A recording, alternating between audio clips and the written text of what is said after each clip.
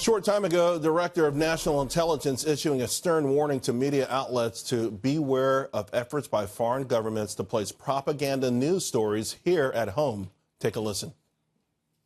Responsibility doesn't stop with the federal government.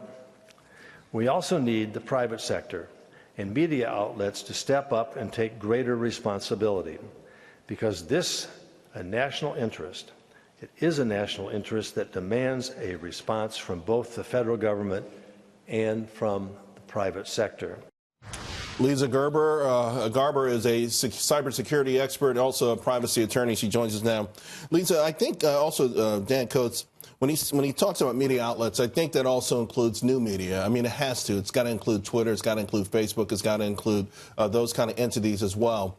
There's a moral obligation, I think everyone understands, and at some point I believe there will be a legal obligation. How do you see it playing out? Dan Coates really eloquently summed up some of the obligations that the government sees for these social media platforms and other platforms that allow for communication, because part of the issue here is these private companies like Twitter and Facebook and Instagram allow communications amongst communities that are trying to maintain their privacy, like terrorists and people that are harboring sort of menacing thoughts and trying to foment all these problems for the American community, American public. The government doesn't necessarily have access to that.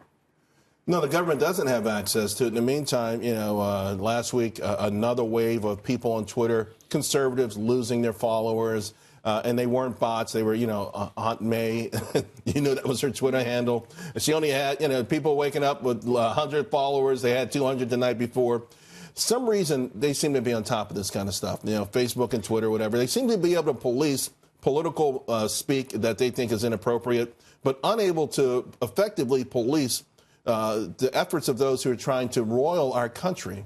It is so frustrating. And even Mark Zuckerberg, who is continually asked, where are you going to draw the line for these political controversies, trying to figure out these followers' issues, and where are you going to figure out the fake news? Where are you going to draw the line for these controversies? And he continually says, I'm the CEO, but it shouldn't be my responsibility. So whose responsibility is it? The government should be able to step in and monitor what's going on and take advantage of the really highly operational technologies and tactics these private companies already have access to, and say, okay, Zuckerberg really probably shouldn't be the man that's in charge of determining whose followers get taken down and what terrorist groups are allowed to foment these problems on the platform. It's so interesting that they would back away from that responsibility, and at the same time they have an insatiable appetite to know everything about us and to collect that data. And there's a great story that just came out. Apparently, with Facebook in their new portal, in-home video system.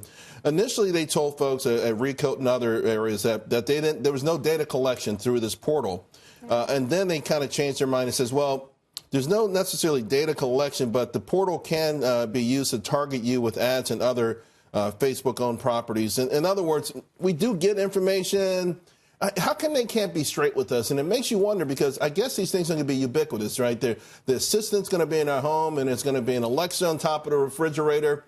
But the idea that they're taking all of this information against our will, perhaps selling it, certainly using it to sell us things, it's somewhere we have to draw the line. It's true. And part of the problem, this falls under the umbrella of the Internet of Things, which is any sort of digitized device that connects to the Internet. That's Google's Home, that's Amazon's Echo, and now it's this Facebook portal. But part of the problem is not only Facebook changing its public statement over the last 2 days over what kind of data they collect, but yes, you won't be seeing ads on the portal device itself, which is a video conferencing device.